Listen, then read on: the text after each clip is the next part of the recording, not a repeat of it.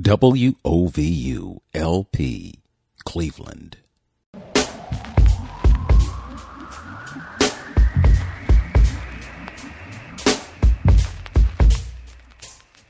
This is Open Door with Vince Robinson. In-depth conversations with people who are making a difference in the lives of others here and around the world. Culture is at the heart of who you are.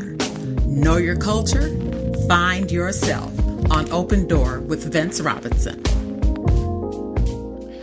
Grand Rising, Cleveland, Ohio. Welcome to another edition of Open Door with Vince Robinson. I have three very important guests with me, and they are here to talk about a new play that was written by Peter Lawson Jones. It is going to be performed and directed by Mr. Terrence Spivey, and it is in association with Playwrights Local and Life Exchange Center. That's a mouthful. I have three very important folks with me. They are Peter Lawson Jones, Mr. Terence Spivey, and Mr. Ron Brown, who is representing Life Exchange Center. So to get started, why don't we go to Peter Lawson Jones? Tell us about this great play that you have written and why you wrote it. Well, I do hope that the audiences and any critics share your sentiments that it's a great play. That is obviously one of my objectives. It's interesting.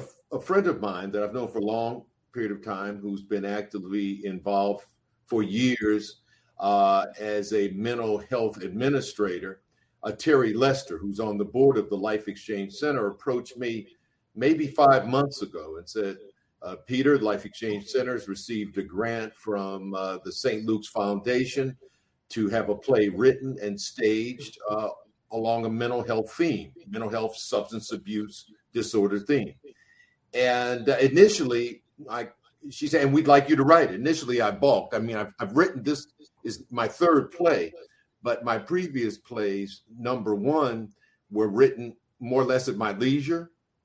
You know, I had no deadline by which I had to complete them. I wrote about topics of particular personal interest. So this was going to be a very new kind of adventure for me to write on essentially an assigned topic with a deadline in the near term. So at first I said, I don't know, Terry, if I'm going to do that, but I'm willing to sit down and chat with you and chat with Regina Jeff Carter, who's the executive director at Life Exchange Center. I said, I'll probably refer you on to other playwrights, but I'll at least have the conversation. So I did have that chat. I still wasn't convinced, but one day another board member came up to me. I ran into her at a store, and she said, Peter, I understand you're considering that you've been asked to write this play. And I said, yeah. And I gave her all the reasons why I was not inclined to do so. And then she said, Peter, just write the damn play. And it was kind of like me having cold water splashed in my face. So I said, okay, notwithstanding my misgivings, I would do it. And the most important decision I made to put me in the right frame of mind to write the play, which I actually did in 2 months, which for me is like record time.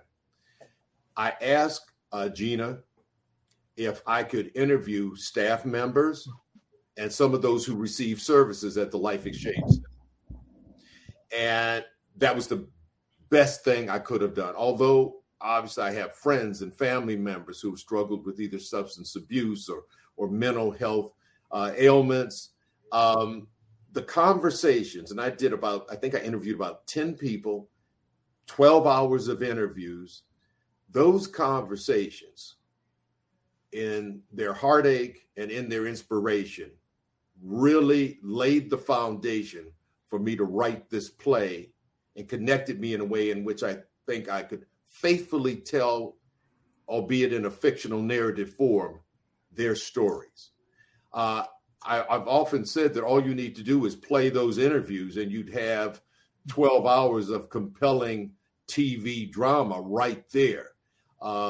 Because when you hear of the origins of some of the disorders, how individuals initially cope with them, not in a terribly effective way, but how they overcame, it's absolutely an inspiration. So I think it was one of the best. We're having a little interruption in the signal, probably because of the internet. Just curious, what did you learn about yourself as you were writing this project? I think I learned, and let me put it in this context. I think my previous plays, I knew more about the struggles of the characters than I did in this particular play. My eyes were open to my lack of awareness about some very critical issues that are taking place, certainly in the African American community, but everywhere around the issues of mental health and substance abuse dependency. And so to any time you learn of somebody else's struggle, you have to grow as a consequence. You have to become more sensitized to concerns that maybe you gave lip service to, but didn't as deeply understand. Certainly, I understand much better the battles that men and women who are trying to overcome substance abuse addiction and who are trying to deal with mental health disorders.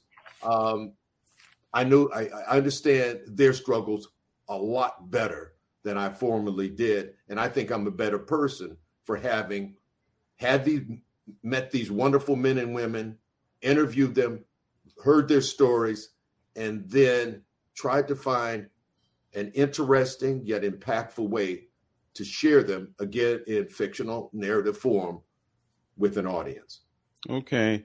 I'm going to bring in Terence Spivey at this point and talk to him about what it was like for him to bring these stories to life through the characters. Well, it's, it's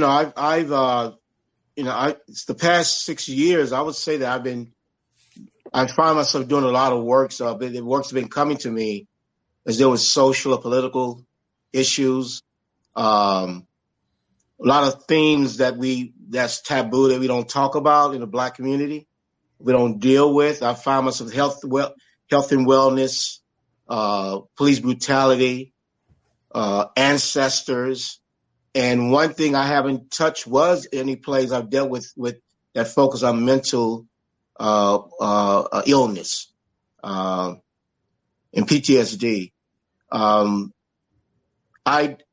The experience I've had so far, I mean, I've actually used my youngest brother as an example when I work with Prophet C, by the way, is playing the lead of Will, wonderfully written, some amazing dialogue that Peter wrote about this gentleman going through the condition and trying to go to this center, the Phoenix Society, to get himself straight. But I used my brother, my youngest brother who died. He had PTSD. He was at the Desert Storm. He survived. He survived when he left, but he didn't survive when he came back home. But I use him a lot. I channel him because I got a chance to see, to know and hear through my mother the things that he was going through. And I kind of saw some of that in working with Prophet, with Will. But it's a little bit personal for me, working on this piece. At the same time, I found myself strengthening myself and seeing how strong I can be in sitting there watching a couple of scenes, even though it's some humor. But it's been, I won't say difficult, but it's been cultivating for me during rehearsals. I'm glad that Peter, reached out to me to work with him on this piece. And I'm glad Life Exchange Center collaborated with him on this. It's very important. It's huge. I mean, it's a huge thing. Like you mentioned earlier, it's universal for everybody. But it's been so talked about within the Black community. What are we doing? And what better way? We can't attract anyone into the building, into the hospitals, the clinics. What better way than using a platform of art to attract and have talkbacks, Mm-hmm. But it's been very, very personal for me at the same time. Okay. Ron, you've been involved in this project, and I'm just curious, from you why it was important for Life Exchange Center to be associated with a play that dramatizes the plight of folks who are being serviced by your institution.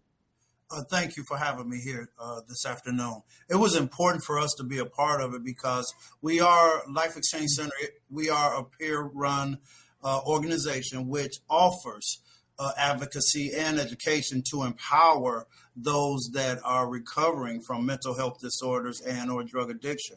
And this was one way that we are able to be a part and have Mr. Jones window us, those of our members here. Here at the Life Exchange Center, we definitely are, like I said, a community-based organization, and recovery from mental health disorders and or drug addiction is what we do. It is what we are. And our members live that daily. And the members being able to have a part in this play and to be able to tell their stories through this play and through what Mr. Jones has put together, and then under the direction of Mr. Spivey. I mean, it's just going to be able to allow for the healing process for mental health disorders and or drug addiction to continue, and also help to minimize and at the same time overcome the stigma of mental health with our community. Yes. Okay.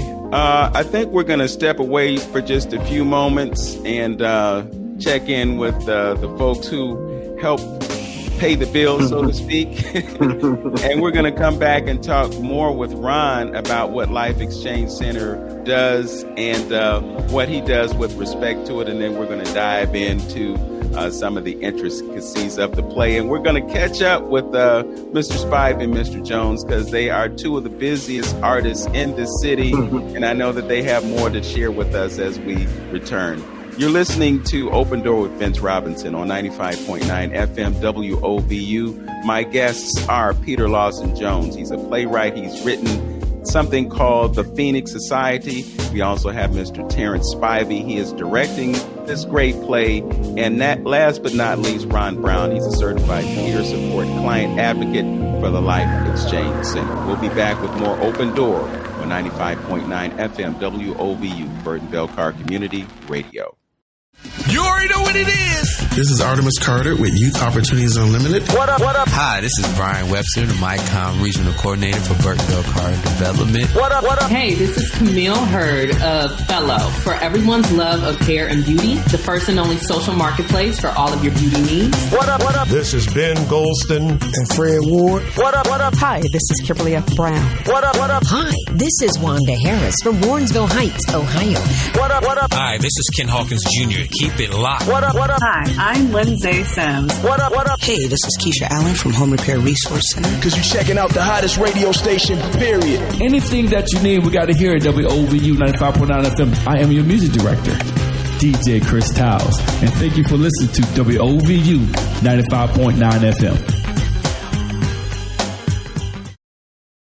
Welcome back to Open Door with Vince Robinson. My guests this morning are Peter Lawson Jones, a playwright of the Phoenix Society, Mr. Terence Spivey, the director of the Phoenix Society, and Ron Brown, a certified peer support client advocate for the Life Exchange Center. This play is going to take place on May 20th through the 29th, and you'll be able to get more information about this fine performance that will be coming your way very soon. You can go to playwrights-local.ticketleap.com.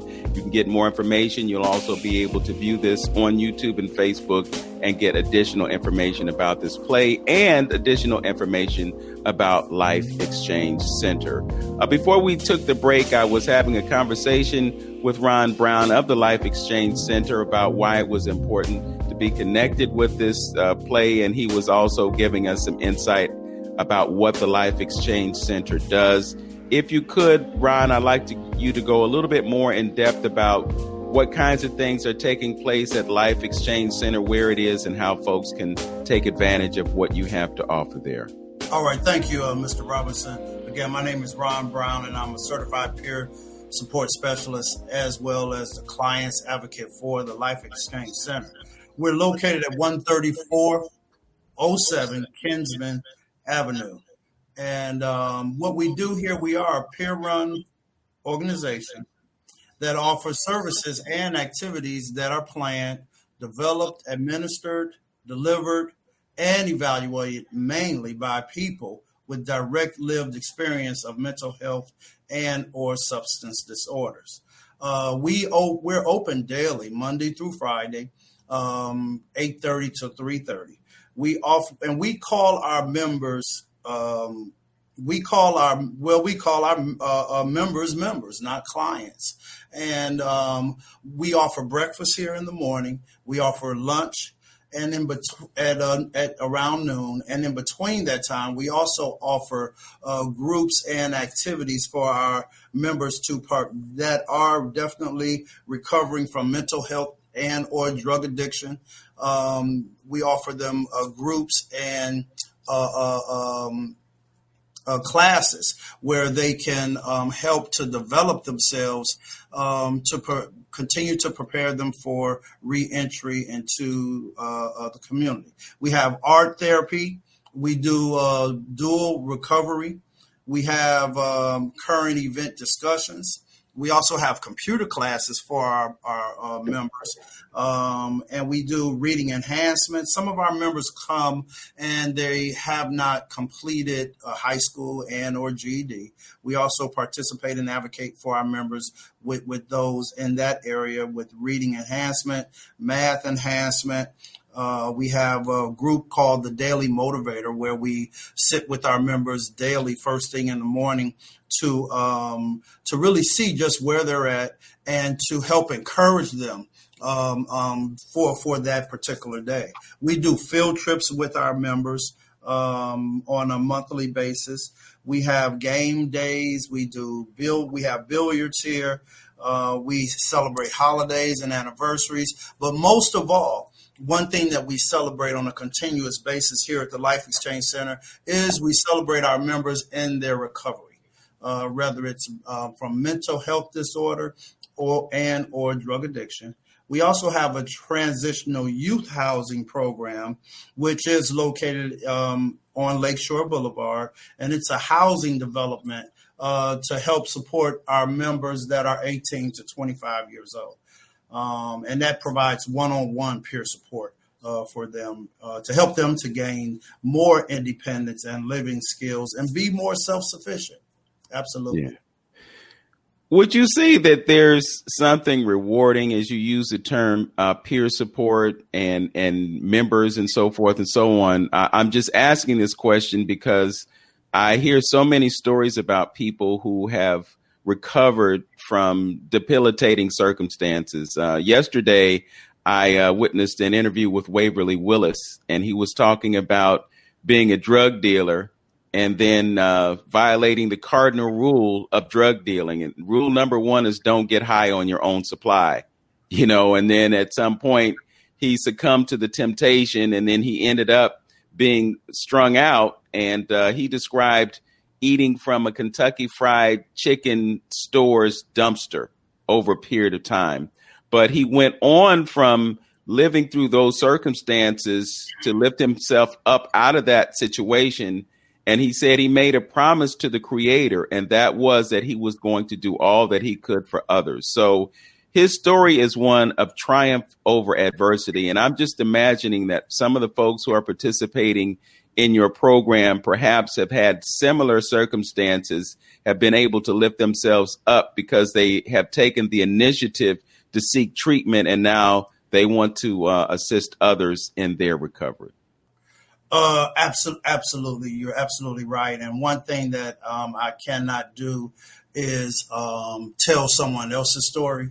But definitely you're looking at an individual here right now, me, Ron Brown, that has also, and it's a thing where one that has also had some of those similar stories and experiences to, as to the gentleman that you mentioned, Mr. Waverly Willis, which I do know, a wonderful guy, and he definitely looks and helps the community.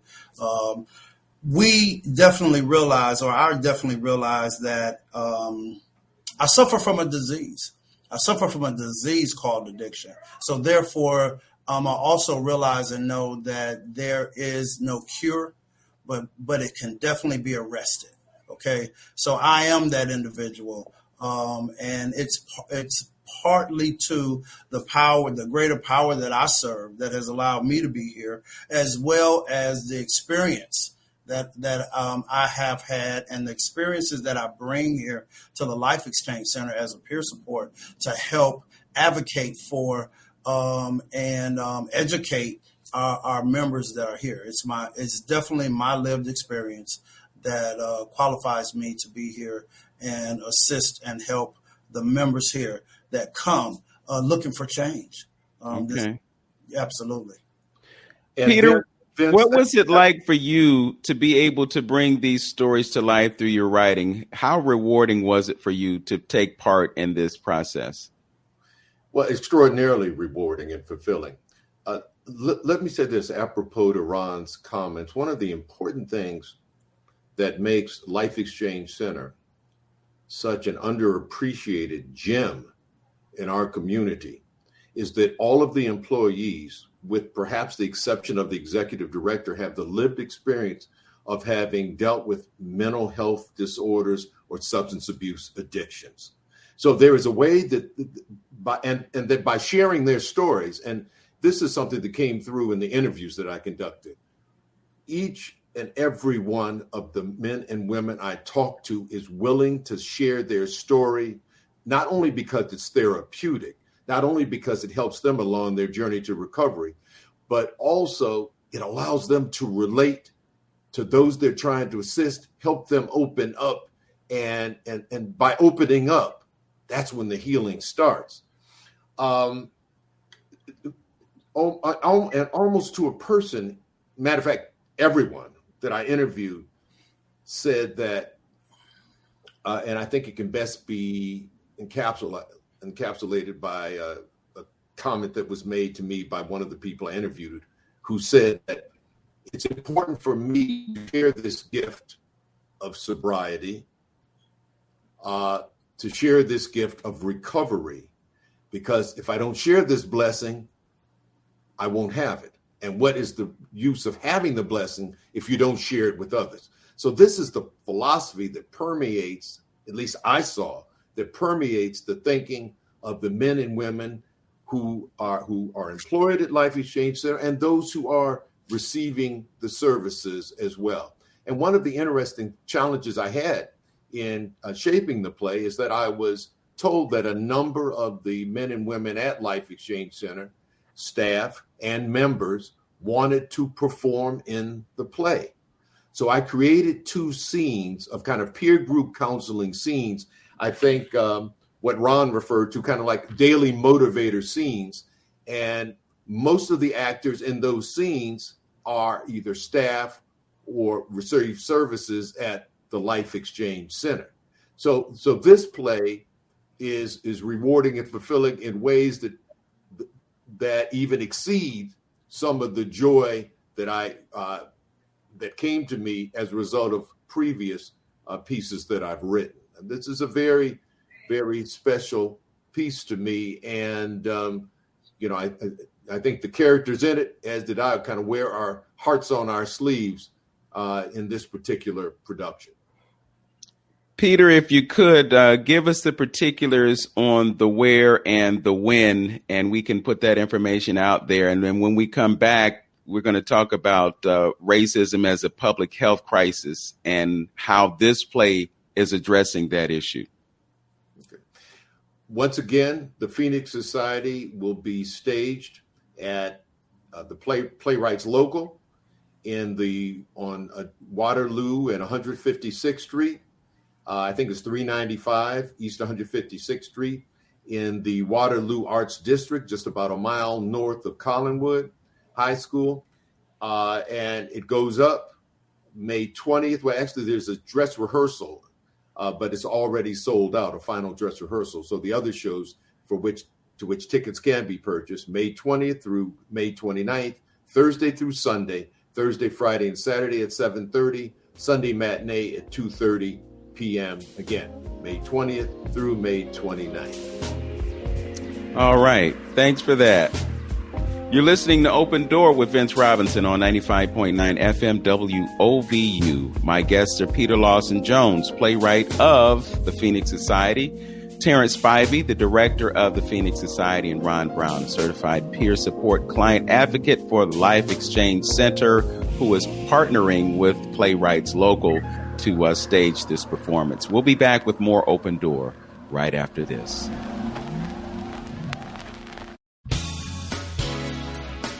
WOVU listeners, did you know you can call us during any live show? Did you know you can ask questions or give your comments live on the air?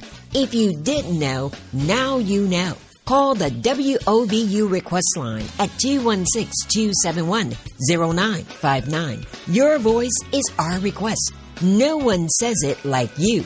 You're better than the rest. Call us 216-271-0959. Questions, comments, complaints. We want all that and the kitchen sink. This is WOVU. Our voices united. We can't do it without you. Call on through.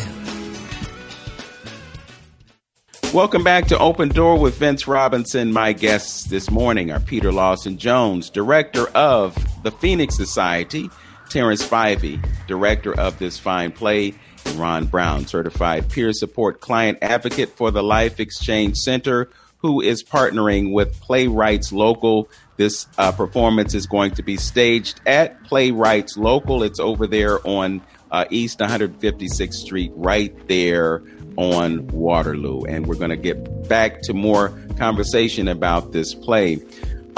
Peter, when we were talking about this play, it just occurred to me that we've been having conversations about the issue of racism as a public health crisis. And, you know, when we talk about racism and we talk about how it manifests in our society, we get into this idea that somehow we need more safety. And safety exists in terms of police protection and all of this because of the things that happen to people that cause them to do things that require attention. So many times when we talk about what we can do about it, the solution is always hiring more police officers. But when you look at the impact that a performance like this can have on people's lives, and when you look at the impact that arts and culture have on people's lives, we're really in a place where we should be talking about how can we do more to impact the mental, physical, and spiritual health of people who live in our communities through arts and culture. Because creatives create solutions to the problems that we have. You know, someone came to you and said, Peter, please write the play. And you struggled with it for a few, and then they just made it simple for you. They say, hey, just look, write the play. And then you wrote the play and you went through the process for doing that. And now, even though it hasn't even been performed yet, you're already seeing the benefit of doing something like that. So I just wanted to open the door to a conversation about how arts and culture can liberate people from dysfunction. And I want to direct this towards Terence, because Terence has an uncanny ability to utilize motion and words and light, or the absence of light, to draw attention to human issues, dramatize them in a way that is meaningful to people who are receiving it, perceiving it, and putting them in a position to walk out of a theater with an understanding that perhaps they didn't have before. Terence, how important was it for you, knowing that, you know, many of the productions that you participate in deal directly with the plight of Black people in this country, and then to take this issue and give it meaning, knowing that that has been your platform for so long? It's very important. Like, I go back again, what hits me more so, I never talked to Peter about it. He knows about my youngest brother, though, but the fact of the PTSD and the mental he was going through. I will go back as far as from breast cancer to Broadway. there's a scenarios, vignettes. Peter was in that, by the way, too, at Caramel House. There was a vignette. These vignettes, local breast cancer survivors who are not writers, they basically wrote on their the stories of how they coped and deal with what they were dealing with breast cancer. And there's one scenario where I know the writer, her sister never, in real life, her sister never kept in touch with her. She turned it around and wrote the play where the sister they were still bickering, the two characters, the one that played her and the actress that played her sister, was still bickering. Her sister, I don't know, Peter, if you knew about this, her sister came to see the play. They never talked in a while. After the show was over, they were hugging in the lobby. I said, if art can't be a savior, I don't know what else could be, what it could be. I can go as far as looking back. I'm looking at pieces I've done even before I left Caramel. We did a youth theater production, human trafficking, called Body and Soul, youth theater. And a young lady's mother came. She was in the political circle here in Cleveland, and we had a talk back. And her mother got up out the blue as though she had forgotten the audience was around her and stated the fact that her oldest sister had experienced that whole thing of human trafficking. I looked at the audience. I looked at the actors, the young actors on the stage during the talk back. This daughter had her mouth like this. It's like it's her first time hearing this. And these are the reasons why I continue to do what I do. In terms of beyond pieces that nobody want to touch, is taboo to them. And when we have post-discuss talkbacks, it's so important. It's the only best way to keep people organized without having riots out into the streets about serious topics. So art is, as a mentor who passed away, my mentor from Prairie View, Celie Turner, he always said, art is going to be our savior. He always said that when I was a sophomore. I tried to figure out what he meant by that.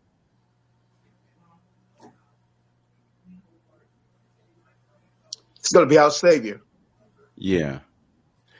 Yeah, I can see that this has definitely affected you. And I know, just based on your work and just based on the depth of it and the issues that you've dealt with, that you are personally empowered to make a difference. You know, when I look back at the film that you did that was out last year and made the rounds at all those various festivals and the way that it was received, when I think about the Ma'afa piece that you did at that church, that historic church in Cleveland, Ohio, and the way that it touched people, you know, it's just obvious to me that we play an extremely important role in the society, and it's undervalued and it's overlooked at times, but we have to keep doing what we're doing. Yes. I want to shift gears and talk to Ron for a moment.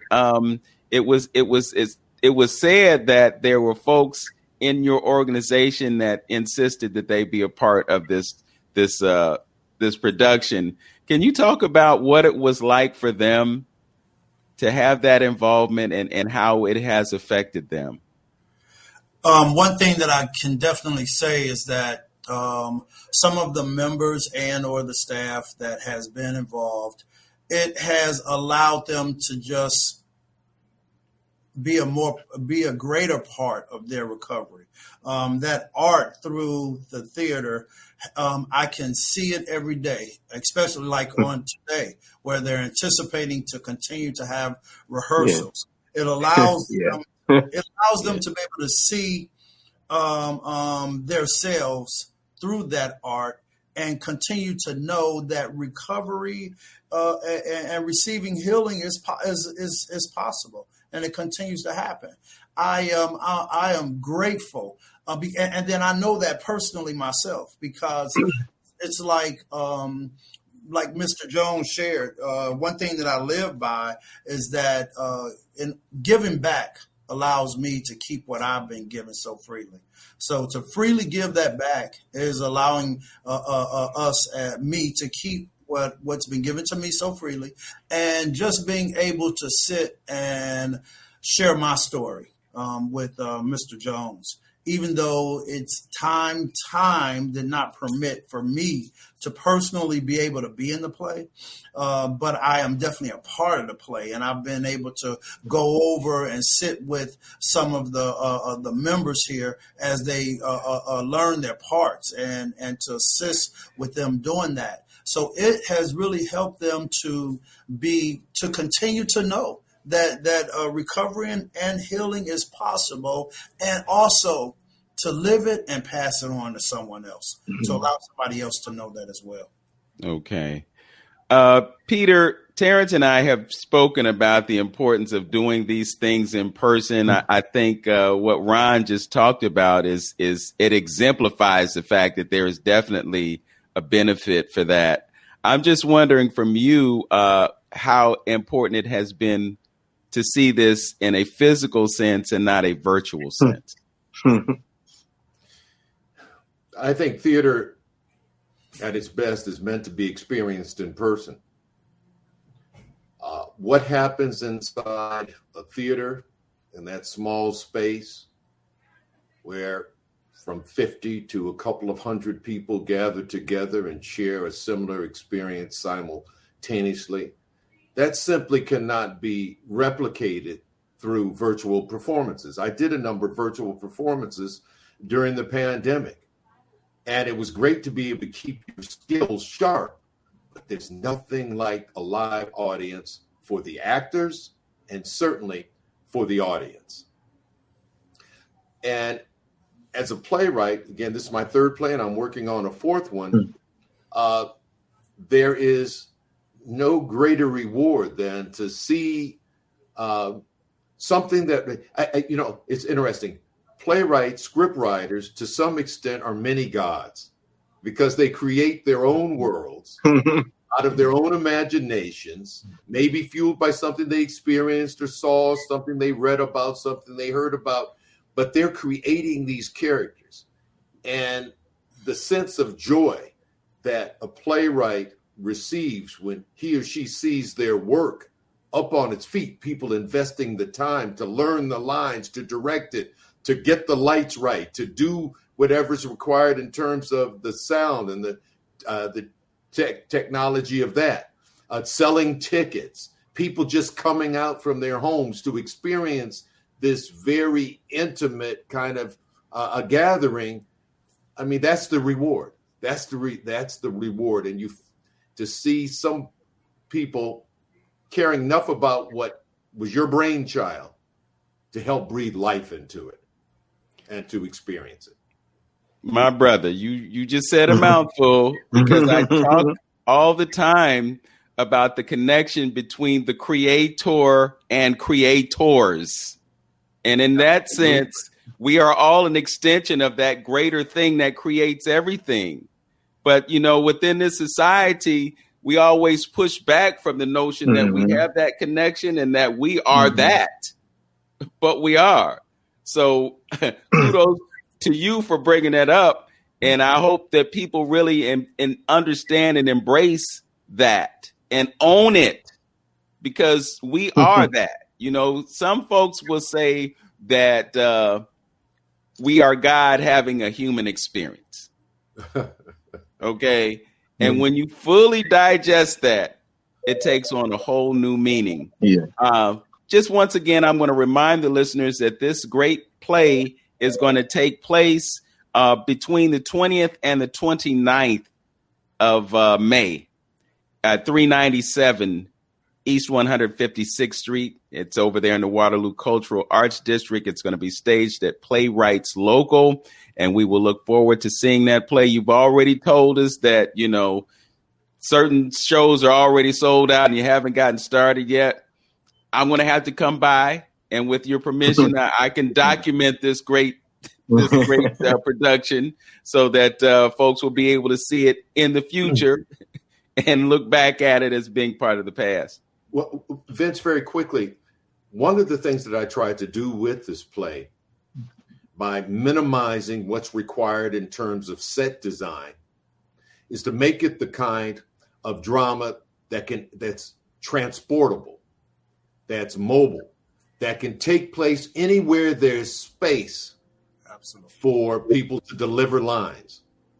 And it's our hope that other mental health agencies, substance abuse agencies, not just throughout our region, but throughout the country, take advantage of this and use it as a vehicle to help people recover, to help people again regain their footing, and to live their lives fully, to fully actualize the potential that God has placed in each and every one of their lives. Okay. All right. Thank you for that. And we'll talk about the new project that you're working on when we come back. But right now, we're talking about the Phoenix Society. Again, it is going to be performed at Playwrights Local, 397 East 156th Street over there in the Waterloo Arts District. Also, we're speaking with Terence Spivey. He is the director of this performance. And also Ron Brown, a certified peer support client advocate at Life Exchange Center. We'll be back with more Open Door with Vince Robinson right here on 95.9 FM WOVU, Burton Belcar Community Radio. Back in a few. While you want to listen to WOVU 95.9 FM, here's the reason why. We play all independent music from Cleveland artists. Yes, we do each and every night. We support the community. We support the Cleveland local artists. This is what we do. And we got the hottest playlists from gospel, from R&B, from rap, the hip hop, and also we have jazz right here, WOVU 95.9 FM. Don't forget to download our app right now, WOVU. This is Burton Belcar Community Radio. Welcome back to Open Door with Vince Robinson. My guests are playwright Peter Lawson Jones, director Terence Spivey, and Ron Brown, a certified peer support clients advocate at the Life Exchange Center. The subject of our conversation this morning is a play called The Phoenix Society, written by playwright Peter Lawson Jones. We're going to shift gears and we're going to talk about some of the things that are in the works. Mr. Jones, you dropped on us that you're working on another play. I guess this is number 4. What is the project? Tell us about it. Bring us up to date. Well, that project is called, tentatively titled, Applebean. And it's a very different kind of effort on my part because my 3 previous plays, the characters have predominantly been African American. But in Applebean, there will be 5 characters. They're all European American, primarily a white family, father, mother, and 2 daughters. And I really can't share the plot because if I share the plot, I share the big reveal. And the only thing I can tell you is the handful of people I've shared the big reveal, their jaws have simply dropped and said, I can't wait to see that. So I'm hoping to complete it by the end of the year, now that I'm back in a writing frame of mind, so that it can be staged during the 2023-2024 season. It can premiere during that period of time. And in addition to that, I mean, 2022 has been very, very good to me.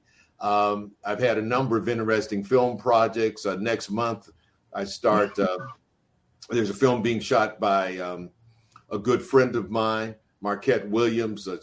He's received funding from Samuel Goldwyn Studio to do a film called Murdered Innocence. I'll be in that. Then I'll be doing another project. Somebody reached out to me, had heard about my work and wants to shoot a scene from his film that he'll use to raise money to be able to do the rest of it. Also, I just was offered shown a script and offered the lead role, and it's a beautiful film. I can't wait to do. A friend of mine, Jason Richardson. I've got an NBA commercial that I'm in that's out now. My Marathon Oil commercial has been playing for the last 2 years. But the most exciting thing of all is that a film I'm in, A Man Called Otto, will be released on Christmas Day. and it stars arguably America's most popular actor, with whom I have virtually all of my scenes. He and I have several very dramatic, heart-touching moments and comedic moments. I'm talking about none other than the artistic genius and wonderful human being, Tom Hanks. So I'm very excited. I have a major supporting role in that film, and the film just wrapped a couple of days ago. I'm in about 10 scenes or so, and like I said, it's just some moments where it's only Tom Hanks and me on the screen, and I will say that he is better than advertised, both as an actor and as a human being.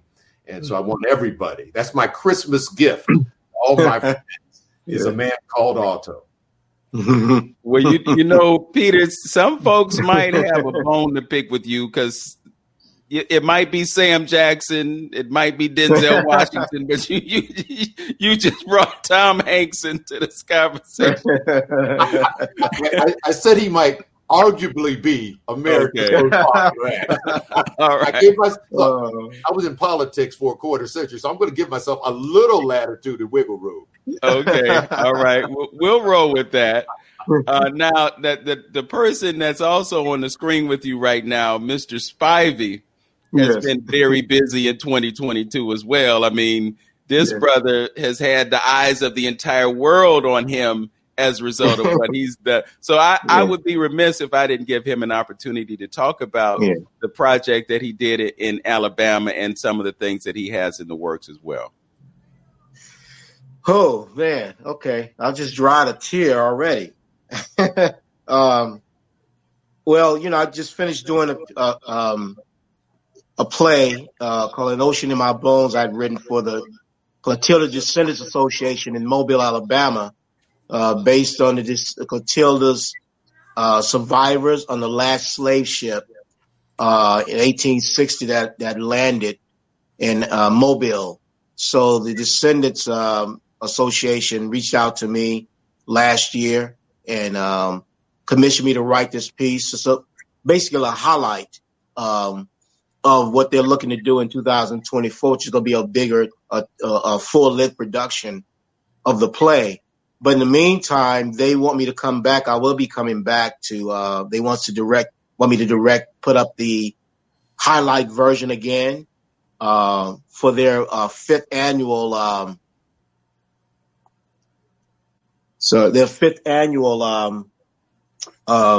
festival. So that I'm still unpacking, spiritually, emotionally, culturally. Artistic is at the very end. That's one of the first projects I ever worked on, where this is so.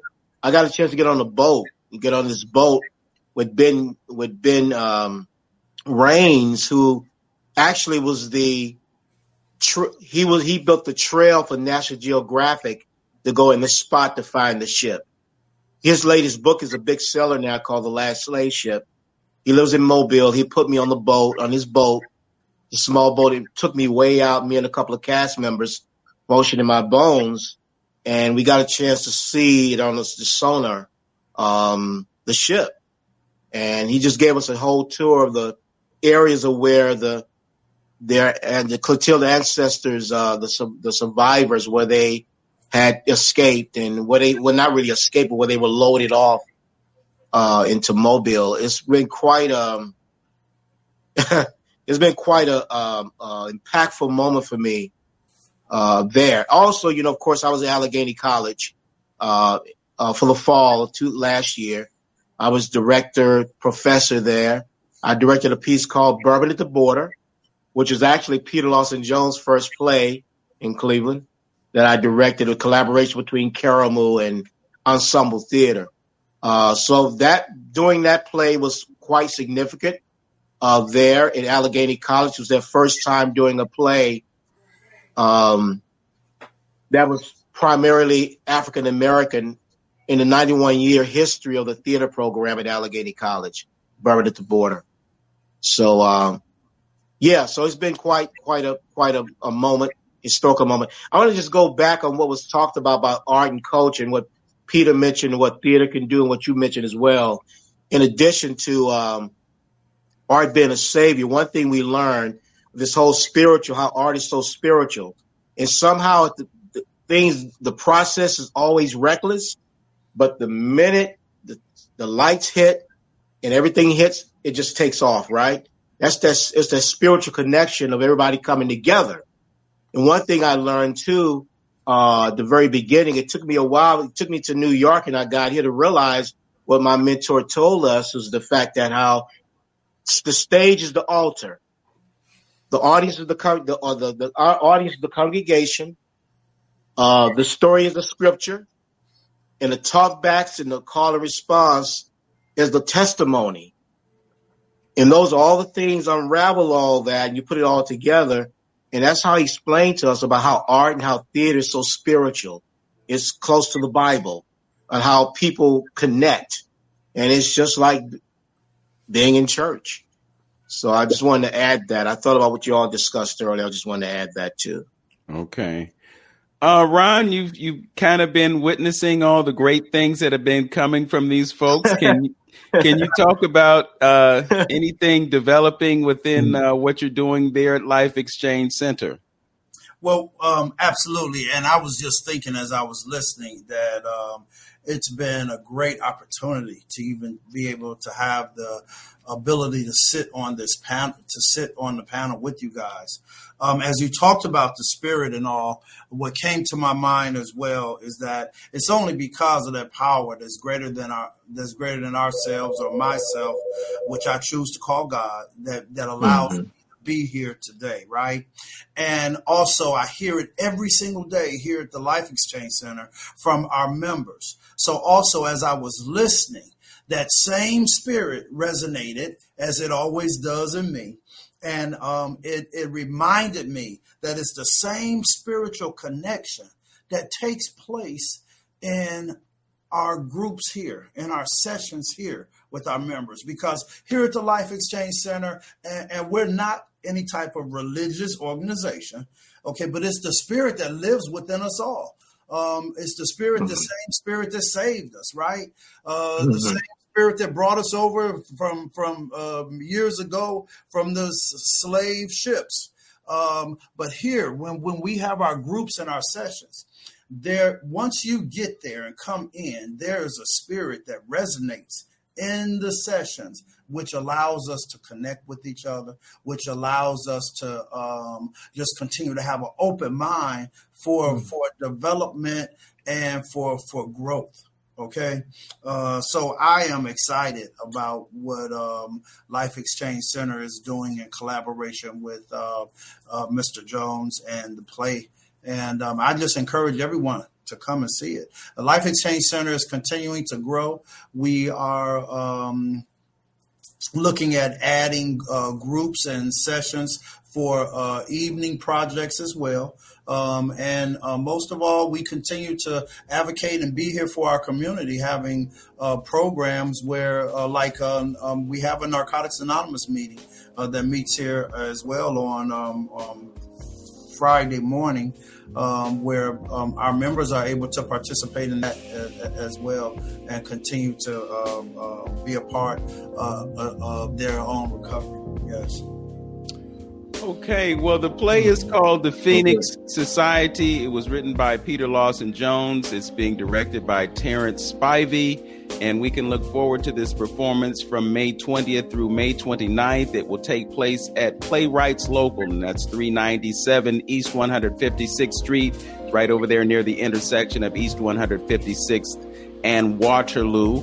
We're going to share information about the ticket costs. You can go to playwrights-local.ticketleap.com. Again, we'll post this information in the YouTube page so you can click on that link and get your tickets for this performance. Gentlemen, I want to thank you for joining me on Open Door today. It's been a pleasure and an honor to have this conversation with you. And we certainly hope that folks will view this program and decide this is something that I need to see. I can promise you, when Terence Spivey gets into moving folks around on stage, It's going to be extremely impactful. And Peter Lawson Jones, your command of language, I know that those words are going to leap from the page into those actors and bring life to this story. And I think that having folks who have been involved in recovery and giving them an opportunity to shine is going to be a magnificent experience for everyone that's involved. Thanks for joining us. And as always, know yourself, love yourself, be yourself. Make today your best day, Cleveland. Peace.